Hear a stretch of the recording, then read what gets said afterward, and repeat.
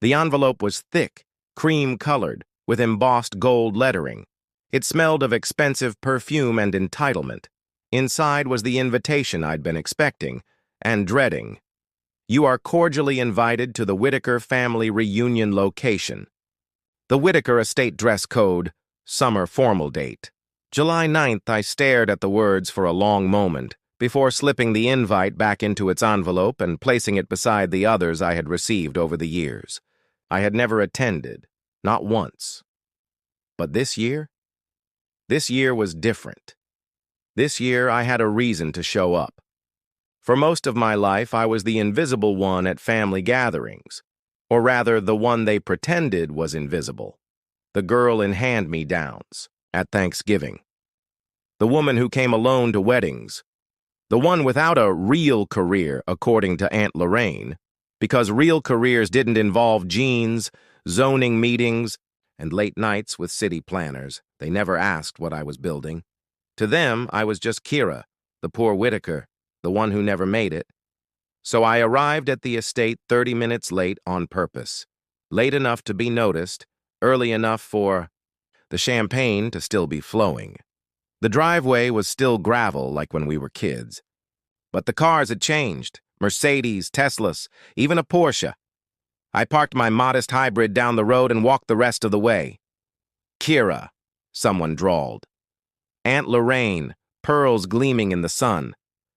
Oh, honey, we weren't sure you'd come. Didn't think you could get the time off.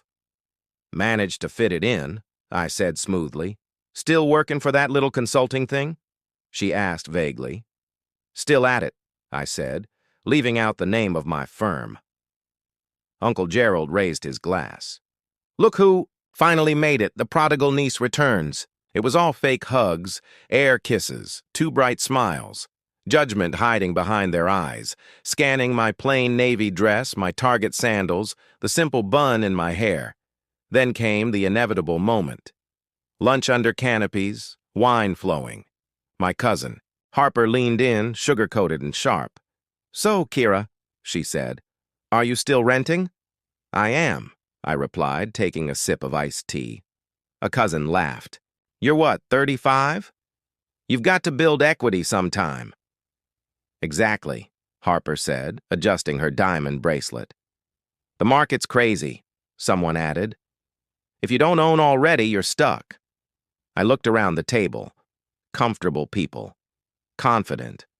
People. So sure I was still the same Kira they remembered. You're right, I said. It is a tough market, especially if you're trying to buy in this neighborhood. Nods of agreement. That's why, I continued, I went a different route. Instead of buying a house, I bought the building. Blink. Silence. What building? Aunt Lorraine asked. I stood up, napkin folded neatly, and turned toward the row of townhouses across the lawn. That one. The Whitaker residences. Someone choked on their wine. You mean, you own it? Harper's voice cracked. I nodded. Every unit. Purchased under my firm Whitestone Equity, 3 years ago. Silence dropped like a stone. Eyes flicked back and forth. Someone dropped their fork. You're saying you bought that building? Uncle Gerald said, incredulous. That's right. Renovated every unit, upgraded plumbing, insulation, security, brought in local contractors. Impossible, Harper whispered. You were still renting, working part-time. 2-bedroom, I corrected. And I was never part-time. I just didn't advertise what I was doing. Not everything worth building has to be loud. They were trying to do the math. The years they'd ignored me.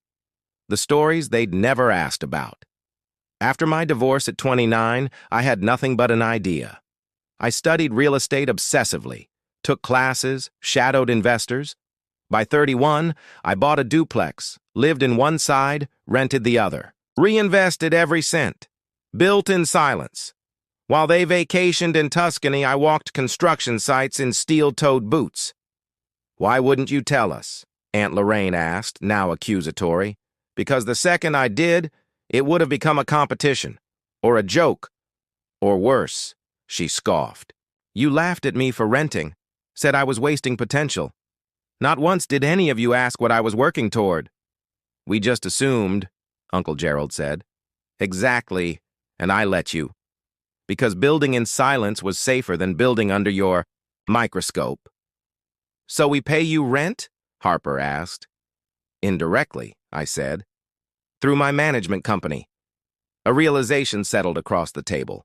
Their rent checks, maintenance calls, renewal notices, all landing on the desk of the cousin they once pitied. This is manipulation, Aunt Lorraine said. No, I replied. It's business. You just didn't look close enough. What are you going to do? Raise our rent? Kick us out? Harper snapped. Why would I? You're good tenants, mostly on time. Minimal damage. I prefer stable renters. Then what was the point of this? To humiliate us? No. To remind you that the stories you tell about people aren't always true. That evening, Harper found me near the garden. Why now? She asked softly. Because I needed to know I wasn't afraid of any of you anymore. She blinked, swallowed, nodded. As I walked away, I heard Aunt Lorraine whisper, "That girl's not who we thought she was." She was right. That night, I sat at my kitchen table and pulled out an old letter from my mother, written the week I dropped out of law school. Kira, this isn't the path we imagined for you.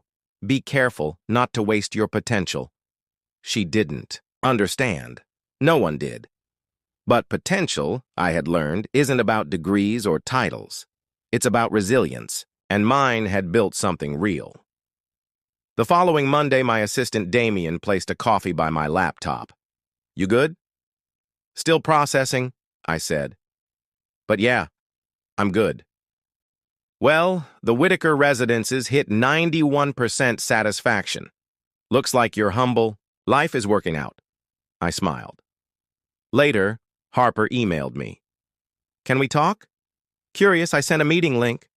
I owe you an apology, she said before I could speak. Wasn't expecting one. You deserve it. I looked up Whitestone. I had no idea. That was the point, I said. She nodded. I guess I assumed you were failing because you weren't flaunting it. That's the thing about assumptions, I said. They don't require facts, just comfort. She looked away, ashamed. I'm not asking for anything, just, I wanted you to know. I see it now. It meant more than I expected. Then she added, remember the Christmas I got the design internship in LA? Grandma wouldn't stop talking about it. Yeah. I saw your portfolio, sketches that year. They were better than mine. But you never submitted them. Why? I hesitated, because everyone had already decided who I was. And back then, I wasn't strong enough to fight it. She swallowed and nodded. We didn't say goodbye. We didn't need to. I closed the laptop, looked out the window at a city I had quietly carved a place in, and realized they weren't the ones who needed to see me anymore. I was finally seeing myself.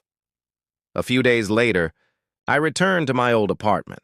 I hadn't lived there in over a year, but I kept the space, not out of nostalgia, but as a reminder of where I started, of who I had to become before anyone believed in what I was building. There was no furniture anymore. Just silence and sunlight spilling through the window.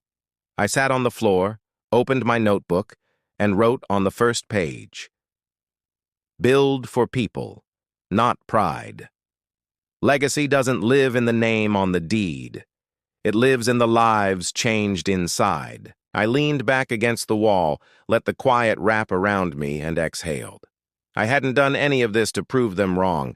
I did it to prove something deeper, that you can be strong without being cruel, resilient without being loud, and successful, without ever needing to shout. And in the end, I didn't need their applause. I just needed to become the version of myself they never saw coming.